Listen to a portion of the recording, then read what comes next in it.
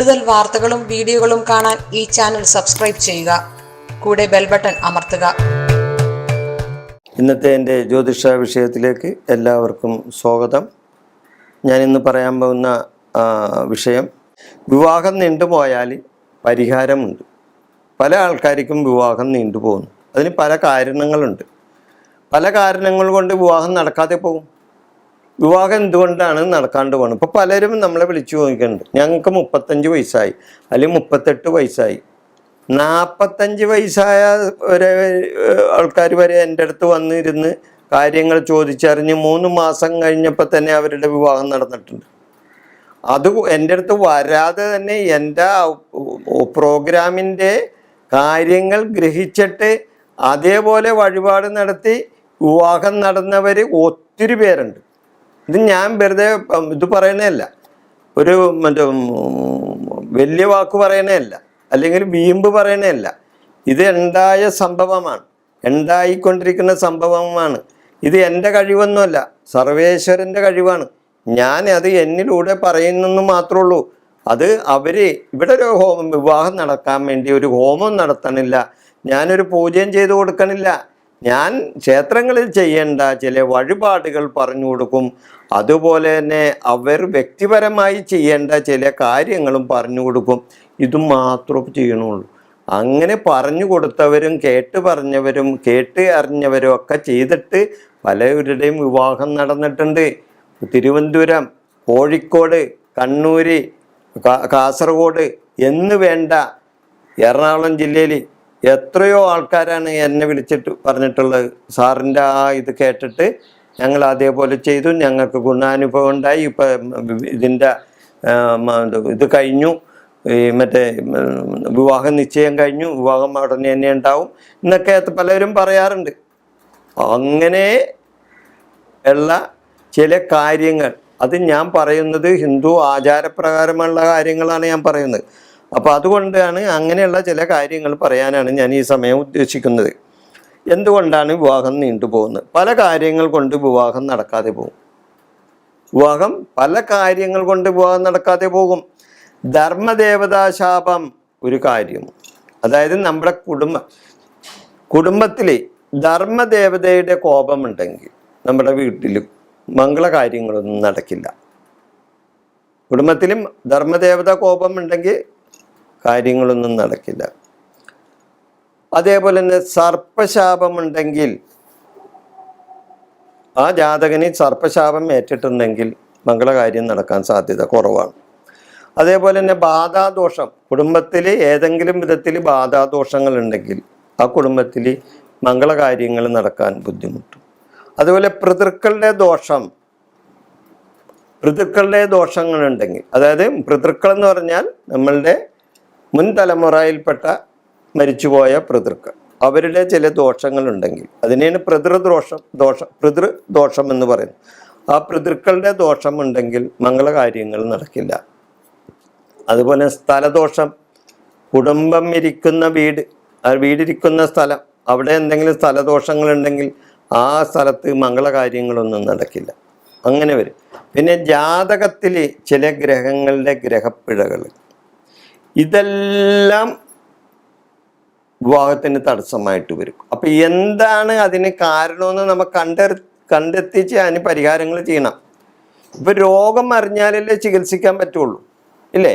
രോഗം അറിഞ്ഞാലേ ഒരു ഡോക്ടർക്ക് മരുന്നിന് കുറിക്കാൻ പറ്റൂ. എന്ന് പറഞ്ഞ പോലെ എന്ത് കാരണങ്ങൾ കൊണ്ടാണ് വിവാഹത്തിന് തടസ്സം വന്നത് എന്ന് നമുക്ക് നോക്കണം. അതായത് നല്ലൊരു ജ്യോത്സ്യൻ്റെ അടുത്ത് സമീപിച്ചാൽ, ഒരു വിവാഹ പ്രശ്നം വെച്ച് നോക്കിയാൽ അവൻ്റെ വിവാഹത്തിന് തടസ്സങ്ങൾ ആയിട്ട് എന്തെല്ലാം കാര്യങ്ങളാണ് വരുന്നത്, ആ കാര്യങ്ങൾക്ക് ചെറിയ തോതിൽ പരിഹാരങ്ങൾ ചെയ്യുമ്പോൾ തീർച്ചയായിട്ടും അതിന് പരിഹാരം ഉണ്ടാവും. ആ കുട്ടിയുടെ അല്ലെങ്കിൽ ആ ജാതകൻ്റെ വിവാഹം നടക്കും, അല്ലേ? അപ്പോൾ എന്താ ചെയ്യേണ്ടത്? കുടുംബക്ഷേത്രത്തിൽ വഴിപാട് ആദ്യം ചെയ്യണം. ഇവരെന്താ ചെയ്യേണ്ടത്? കുടുംബക്ഷേത്രത്തിൽ ആദ്യം വഴിപാട് സമർപ്പിക്കണം. ആദ്യം കുടുംബദേവതാ പ്രീതി നേടണം ഇങ്ങനെയുള്ളവർ. പിന്നെ ശിവപാർവതി ക്ഷേത്രത്തിൽ ബാണേശ്വരി പൂജ നടത്താം. ഇത് വളരെ ക്രിട്ടിക്കലായിട്ടുള്ള ഒരു പൂജയാണ്. അതായത് ബാണേശ്വരി പൂജ, ഇത് ഇന്ന് നമ്മുടെ കേരളത്തിൽ പല ശാന്തിമാർക്കും ചെയ്യാൻ അറിയാമോ എന്ന് എനിക്കറിയില്ല. അറിയാവുന്ന ആൾക്കാരുണ്ടാവും കേട്ടോ, ഇല്ലെന്നൊന്നും ഞാൻ പറയുന്നില്ല. അതായത് അങ്ങനെ ഉണ്ടെങ്കിൽ അത് ചെയ്താൽ വളരെ ഒരുവിധമുള്ള വിവാഹ തടസ്സങ്ങളെല്ലാം മാറിക്കിട്ടും. വാണേശ്വരി പൂജ, അതായത് ശിവപാർവതി ക്ഷേത്രത്തിലാണ് ഈ വാണേശ്വരി പൂജ നടത്തേണ്ടത്. അപ്പോൾ വളരെ റെയറായിട്ടുള്ള ഒരു പൂജയാണത്. അതിന് ഇത്തിരി പൈസക്ക് ചിലവുണ്ട് ഈ പൂജക്ക്. അത് ആ ക്ഷേത്രത്തിൽ വാണേശ്വരി പൂജ നടത്തിയാൽ വിവാഹ തടസ്സങ്ങളെല്ലാം മാറിക്കിട്ടും. അപ്പം ഞാൻ ഇത് പറയും നാളെ തന്നെ ഏതെങ്കിലും അമ്പലത്തിൽ പോയി വാണേശ്വരി പൂജ ചെയ്യണമെന്ന് പറഞ്ഞാൽ ചിലപ്പോൾ അവർക്ക് അറിയാൻ പറ്റില്ല, അവർ ചെയ്യൂല കേട്ടോ. അതിന് ചെയ്യാൻ പറ്റിയ ചില ആൾക്കാരുണ്ട്, അവരെ കണ്ടുപിടിച്ച് ചെയ്താൽ അതിന് ഫലം ഉണ്ടാവും. അതുപോലെ സ്വയംവര പാർവതി ഹോമം നടത്തണം. അതുകൂടാതെ ഇനി ഇതല്ലെങ്കിൽ സ്വയംവര പാർവതി ഹോമം, അതായത് ശിവനും പാർവതിയും ഇങ്ങോട്ട് ഇരിക്കുന്ന ക്ഷേത്രത്തിൽ സ്വയംവര പാർവതി ഹോമം നടത്താം. അങ്ങനെ ഒരു ഹോമമുണ്ട്, സ്വയംവര പാർവതി ഹോമം, അത് നടത്താം. അതേപോലെ തന്നെ വടുക ഭൈരവ യന്ത്രം ധരിച്ചാൽ ഒരുവിധമുള്ള വിവാഹ തടസ്സങ്ങളും എല്ലാം മാറിക്കിട്ടും. എല്ലാവിധ തടസ്സങ്ങളും മാറിക്കിട്ടും വടുക ഭൈരവ യന്ത്രം. ഇത് ആചാര്യന്മാർ വളരെ നൂറ്റാണ്ടുകൾക്ക് മുമ്പ് തന്നെ പറഞ്ഞിട്ടുള്ള ഒരു കാര്യമാണിത്, ഈ വടുക ഭൈരവ യന്ത്രത്തെ പറ്റി. അപ്പോൾ ഇപ്പം ഞാൻ നേരത്തെ പറഞ്ഞ പോലെ ഉടനെ തന്നെ ഏതെങ്കിലും ഒരു യന്ത്രം എഴുതുന്ന ആളുടെ അടുത്ത് പോയിട്ട് ഒരു വടുക ഭൈരവ യന്ത്രം എഴുതി തരാൻ പറഞ്ഞാൽ അത് വടുക ഭൈരവ യന്ത്രം തന്നെയാണെന്ന് നിങ്ങൾക്ക് എങ്ങനെ മനസ്സിലാവും? വളരെ അപൂർവം പേരുള്ള ഇങ്ങനെയുള്ള യന്ത്രങ്ങൾ എഴുതാനായിട്ട്. അവർക്ക് അത് എഴുതാൻ പറ്റുമെന്ന് എനിക്കറിയില്ല. അങ്ങനെ ആരെങ്കിലും എഴുതി തരാൻ തയ്യാറായാൽ വളരെ നല്ല കാര്യം. വടുക ഭൈരവ യന്ത്രം ധരിച്ചാൽ വിവാഹത്തിൻ്റെ തടസ്സങ്ങളെല്ലാം മാറിക്കിട്ടും. അതുപോലെ തന്നെ വീരഭദ്രയന്ത്രം, വിവാഹ തടസ്സം മാറാൻ വേണ്ടിയുള്ള ഒരു യന്ത്രമാണ് വീരഭദ്രയന്ത്രം. ഒരുവിധമുള്ള യന്ത്ര എഴുത്തുകാർക്ക്, യന്ത്രങ്ങൾ എഴുതുന്ന ആചാര്യന്മാർക്കൊക്കെ ഇത് ചെയ്യാനറിയാം. അത് ഈ യന്ത്രങ്ങളെല്ലാം എഴുതി ധരിച്ചാൽ അത് യഥാവിധി പൂജിച്ച് ധരിക്കണം. ഈ യന്ത്രങ്ങൾ എഴുതിയ ഇതെല്ലാം അന്ധവിശ്വാസമായിട്ട് കാണേണ്ട കാര്യമില്ല. കാരണം നൂറ്റാണ്ടുകൾക്ക് മുമ്പ് തന്നെ നമ്മുടെ ആചാര്യന്മാർ ജ്യോതിഷപരമായ ഗ്രന്ഥങ്ങളിലും ഹിന്ദു ആചാരങ്ങളിലും പറഞ്ഞിട്ടുള്ള കാര്യങ്ങളാണിത്. അല്ലാണ്ട് ഞാൻ പറയുന്ന കാര്യമല്ല ഇത്. ഞാൻ അവരെ പുസ്തകങ്ങളിൽ നിന്നും വായിച്ചിട്ട് ഉള്ള കാര്യവും അതേപോലെ എൻ്റെ ഗുരുനാഥന്മാരിൽ നിന്നും കിട്ടിയ അറിവും വെച്ചാണ് ഈ കാര്യങ്ങൾ ഞാനിവിടെ ഈ എപ്പിസോഡിൽ പറയുന്നത്. അപ്പം വീരഭദ്രയന്ത്രം യഥാവിധി പൂജിച്ച് ധരിച്ചാൽ വിവാഹ തടസ്സം മാറി കിട്ടും. വടുക ഭൈരവയന്ത്രം യഥാവിധി എഴുതി പൂജിച്ച് ധരിച്ചാൽ മാറിക്കിട്ടും, വിവാഹ തടസ്സം മാറിക്കിട്ടും. സ്വയംവര പാർവതി ഹോമം നടത്തിയാൽ വിവാഹ തടസ്സം മാറിക്കിട്ടും. ശിവപാർവതി ക്ഷേത്രത്തിൽ ബാണേശ്വരി പൂജ നടത്തിയാൽ വിവാഹ തടസ്സം മാറിക്കിട്ടാം എന്ന് ആചാര്യന്മാർ പറയുന്നു. ദേവീക്ഷേത്രത്തിൽ പട്ടും താലിയും സമർപ്പിച്ചാൽ നടത്തും. ഭദ്രകാളി ക്ഷേത്രത്തിൽ പട്ടും താലിയും സമർപ്പിച്ച് പ്രാർത്ഥിക്കുക ഭദ്രകാളി അമ്മേ.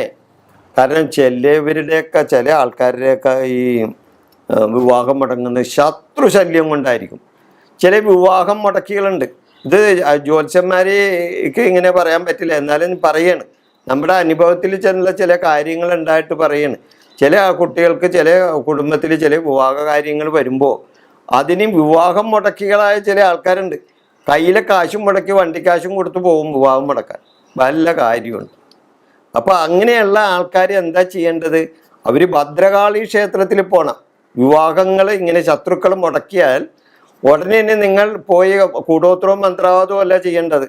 നേരെ ഭദ്രകാളി ക്ഷേത്രത്തിൽ പോയിട്ട് ദേവിക്ക് പട്ടും താലിയും സമർപ്പിച്ചിട്ട് പ്രാർത്ഥിക്കണം. ഒന്നില്ലെങ്കിൽ ആ വിവാഹം നടക്കേണ്ട ആള് കൊണ്ട് സമർപ്പിക്കണം, അല്ലെങ്കിൽ അവരുടെ മാതാപിതാക്കൾ സമർപ്പിക്കണം. എന്നിട്ട് ദേവിയോട് നല്ലപോലെ പ്രാർത്ഥിക്കുക, എൻ്റെ ദേവി എൻ്റെ ശത്രു ദോഷങ്ങളെല്ലാം മാറ്റി എൻ്റെ വിവാഹം നടത്തി തരണം. ഞാനിതാ ഒരു പട്ടും താലിയും അമ്മയുടെ നടക്കൽ സമർപ്പിക്കുന്നു. ഭഗവതി എന്നിൽ സംപ്രീതയാകണേ ദേവി എന്ന് മനസ്സുരുകി പ്രാർത്ഥിച്ച് ദേവിക്കൊരു കടുംപായസവും നടത്താം. അങ്ങനെ 7 വെള്ളിയാഴ്ച ദേവിക്ക് പട്ടും താലി ഒരു വെള്ളിയാഴ്ച സമർപ്പിച്ചാൽ മതി. 7 വെള്ളിയാഴ്ച ദേവിക്ക് കാളി സൂക്തം കൊണ്ട് പുഷ്പാഞ്ജലി നടത്തിയാൽ നിങ്ങളുടെ ശത്രുശല്യം മാറിക്കിട്ടും. വിവാഹത്തിൻ്റെ തടസ്സങ്ങൾ ദേവി മാറ്റിത്തരും. ശത്രുക്കളായുണ്ടാകുന്ന വിവാഹ തടസ്സങ്ങളെല്ലാം ഭദ്രകാളി ദേവി മാറ്റിത്തരും, ഒരു സംശയമില്ല. അറിയാമോ? കാളി സൂക്തം കൊണ്ട് ദേവിക്ക് പുഷ്പാഞ്ജലി, ഒരു വെള്ളിയാഴ്ച ദേവിക്ക് കടുംപായസവും സമർപ്പിക്കുക. അതേപോലെ തന്നെ ദേവിക്ക് പട്ടും താലിയും സമർപ്പിച്ച് പ്രാർത്ഥിക്കാം. വിവാഹം നടക്കേണ്ട ആൾക്ക് പോകാൻ പറ്റിയില്ലെങ്കിൽ മാതാപിതാക്കൾക്ക് പോയിട്ട് അവിടെ ഇതെല്ലാം സമർപ്പിച്ച് പ്രാർത്ഥിക്കാം. എൻ്റെ ദേവി ഇങ്ങനെയുള്ള എൻ്റെ മകന് അല്ലെങ്കിൽ മകളുടെ വിവാഹ തടസ്സങ്ങളെല്ലാം മാറ്റി അവളുടെ വിവാഹം നല്ല വിധത്തിൽ നടത്തിത്തരണേ എന്ന് നല്ല പോലെ ദേവിയോട് മനസ്സുരുകി പ്രാർത്ഥിച്ചാൽ തീർച്ചയായിട്ടും വിവാഹം നടക്കും, ഒരു സംശയമില്ല. നിങ്ങളൊന്ന് ചെയ്തു നോക്കും. വിഷയം ഞാനിവിടെ അവസാനിപ്പിക്കുന്നു. നിങ്ങൾക്ക് നന്ദി, നമസ്കാരം.